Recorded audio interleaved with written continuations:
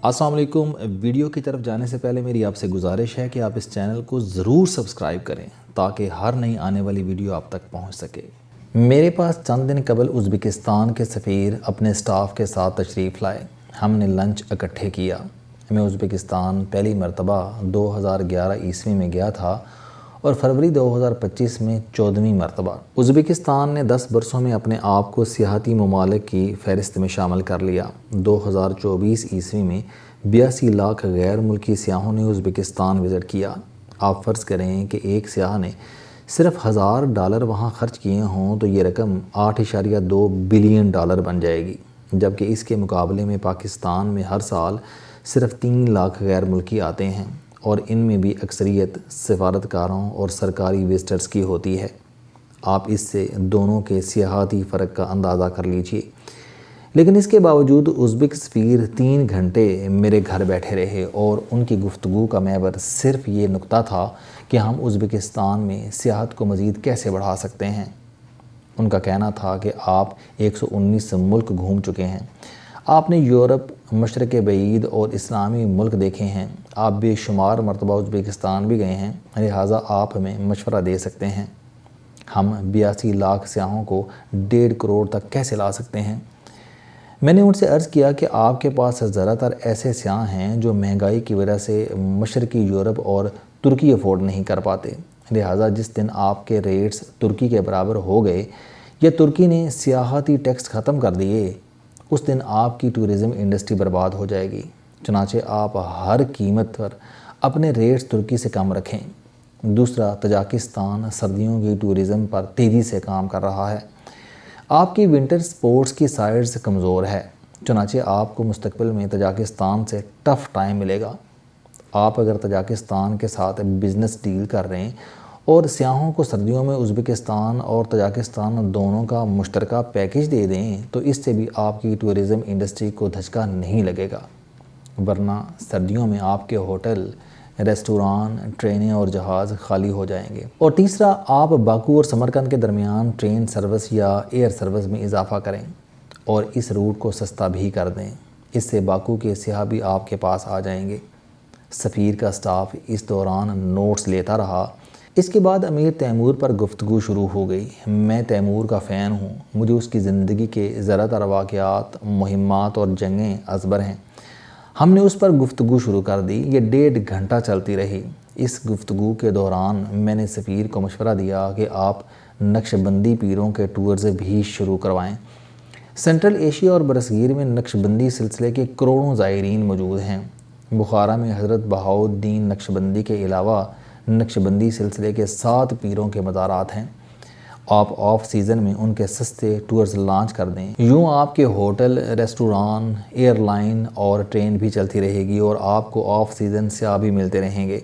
Uzbek सफ़ीर ने मेरा शुक्रिया अदा किया। ये मेरे साथ राब्ते में हैं और हर दूसरे तीसरे दिन कोई ना कोई नया आइडिया मेरे साथ शेयर करते रहते हैं। हमारा टूर 14 फरवरी को उज़्बेकिस्तान गया तो हुकूमत ने फ़ॉरेन सर्विस का एक नौजवान अफसर हमारे साथ तैनात कर दिया।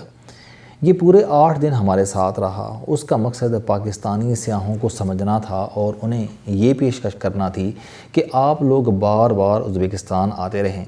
ये अफसर आज भी हमारे ग्रुप के लोगों के साथ राब्ते में हैं। मैंने उज़्बेक सफ़ीर के विज़िट के बाद पाकिस्तान की टूरिज़म अथॉरिटी के चेयरमैन से रब्ता किया। मैं पिछले बरसों से ये सुन रहा हूँ कि पाकिस्तान सियाहती इंडस्ट्री पर काम कर रहा है।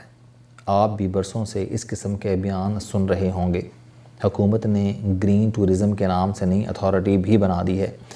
मैंने ये सुना कि ये बहुत अच्छा काम कर रही है, चुनांचे मैंने एक बाअसर राब्ते के ज़रिए से उनसे रब्ता किया। मेरा मकसद था कि अगर उज़्बेक गवर्नमेंट या सिफारत खाना पाकिस्तान के एक दरमियाने दर्जे के सहाफ़ी या सियाह से टिप्स ले रहा है तो मेरी तगोदो या ख्वारी से अपने मुल्क को भी फ़ायदा होना चाहिए। मेरे बाअसर राब्ते ने चेयरमैन साहब से रब्ता किया और दूसरी जानब से जवाब आया कि जावेद साहब से कह दें कि ये अपना CV और टॉकिंग पॉइंट्स भिजवा दें। हम चेयरमैन साहब के सामने रखेंगे, अगर उन्होंने मुनासिब समझा तो मुलाकात हो जाएगी।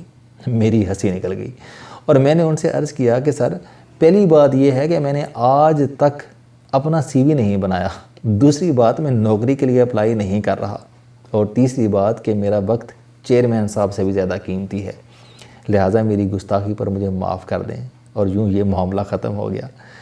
لیکن پھر 5 مارچ کو مری اور گلیات میں برف باری ہوئی اور میں نے ٹیلی ویژن چینلز پر ٹکر چلتے ہوئے دیکھے کہ انتظامیہ نے مری اور گلیات میں سیاحوں کے داخلے پر پابندی لگا دی ہے۔ میں یہ دیکھ کر کہہ لگانے پر مجبور ہو گیا۔ کیوں؟ اس کی 2 وجوہات ہیں۔ سرکاری اہلکاروں کا کام کاروبار بند کرانا نہیں ہوتا، اس میں اضافہ ہوتا ہے۔ ملک بھر کے سیاح سال بھر برف باری کا انتظار کرتے ہیں۔ لوکل بزنس مینوں نے بھی اسی دوران پیسے کمانا ہوتے ہیں، لیکن جب برف باری ہوتی ہے تو انتظامیہ سڑکیں بند کر دیتی ہے، اور جب برف کا سیزن ختم ہو جاتا ہے تو سڑکیں پھر کھول دی جاتی ہیں۔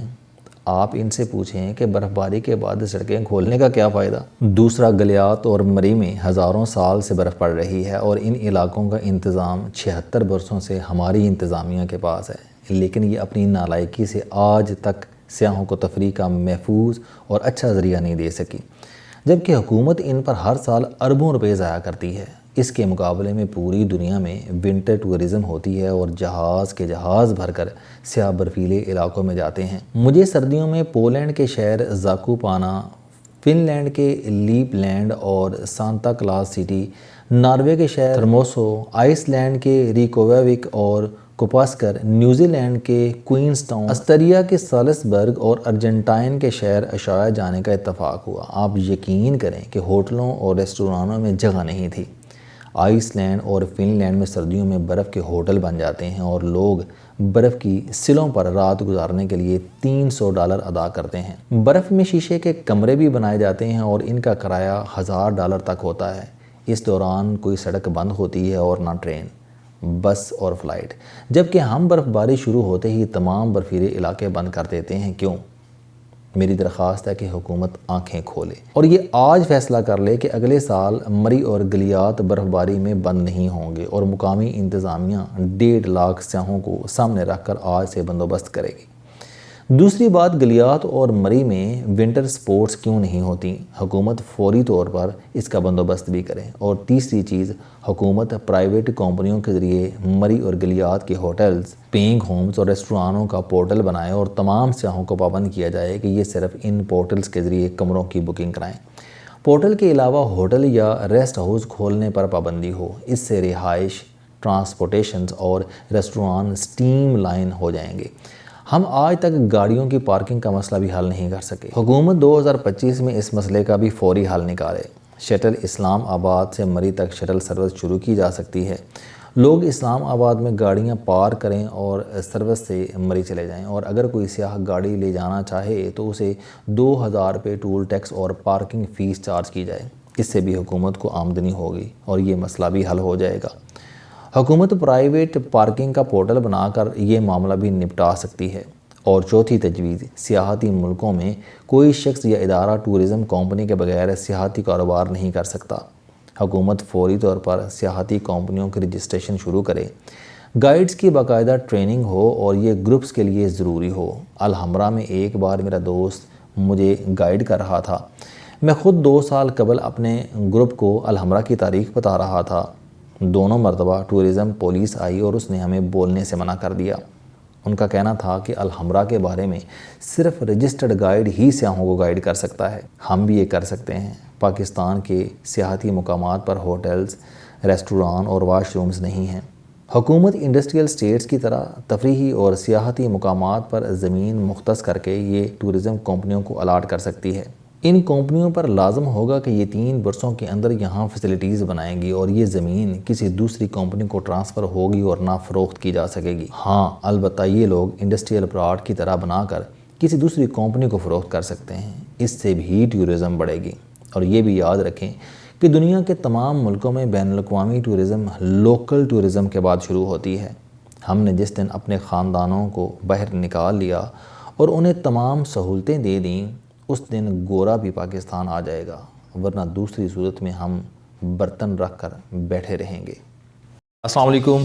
آپ سٹوڈنٹ ہیں، کوئی جاب کرتے ہیں، کاروبار کرتے ہیں، یا پھر آپ گھریلو زندگی گزار رہے ہیں۔ اگر آپ اپنی زندگی کو بدلنا چاہتے ہیں تو اس چینل علم دوستی پر آپ زندگی میں کامیابی کے لیے جاوید چوہی صاحب کے موٹیویشنل، سوشل، सेल्फ डिस्कवरी से रिलेटेड और सेहत से मुतल्लक बेशुमार कॉलम सुन सकते हैं। मेरा दावा है कि ये चैनल आपकी ज़िंदगी बदल देगा। इस चैनल का मकसद अच्छी बातें माशरे में फैलाना है और अच्छी बात को दूसरों तक पहुँचाना सदका जारिया है।